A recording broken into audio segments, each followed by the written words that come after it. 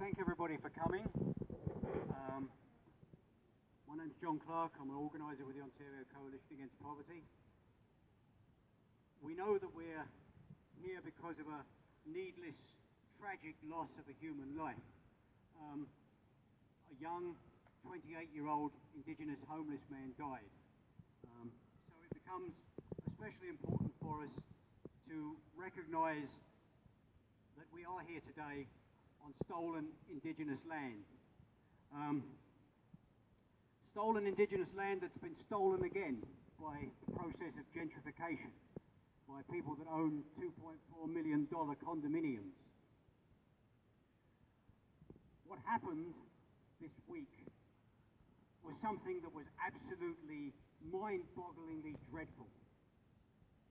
To think about the dimensions of what took place. A man goes into, not a shelter, but goes into a drop-in facility to try to access one of the spaces there. They provide 34 mats on the floor and 16 what they describe as additional spaces. You have to ask yourself, what is there below a mat on the floor? A chair, bare floorboards. And yet, 10 people were told that night that there was no space available in that facility.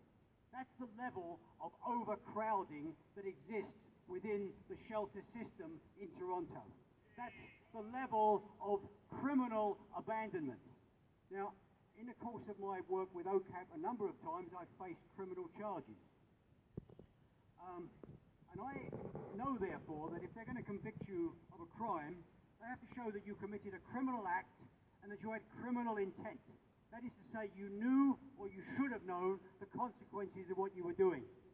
So I'd like to address this issue to the man who lives up there in that $2.4 million condominium, who's not there today because he's in one of his other luxury homes in Florida.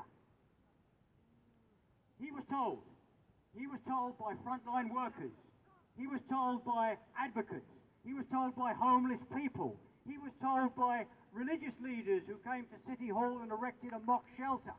He was told that the level of abandonment and overcrowding is so bad that a death is almost inevitable. I'll be honest, we had a contingency plan to do this. We knew that someone might die and we were ready to do this, and we hoped against hope we wouldn't have to, but we came here. And there is no question in our minds that John Tory is personally responsible as mayor of this city for the man's death.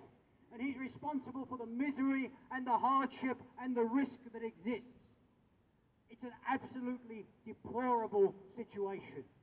So, as they say, as many people have said in the past, we are here because we are going to mourn the dead and we are going to fight for the living. We have come to this place, and it's been put to us that, is this the right thing to do? Is it very civil to come to somebody's home? I think it's entirely appropriate that we come to this man's doorstep. And I tell you what we're going to do. We're going to lay our flowers down here, right here, on John Tory's doorstep, because he has blood on his hands and he's responsible. And we're going to hold him accountable, and we're going to build a memorial to the man that died right here, and if they are crass and brutal enough to come and take it away, we'll put it back. We're going to keep this place as a memorial to all the homeless people who needlessly died, right here in front of the so-called Tower of Power. Now, I'm going to ask a number of people to come up and speak. We won't take too long here, then we'll lay the flowers down. First, I'd ask Sigrid Neve if she would please come forward and say a few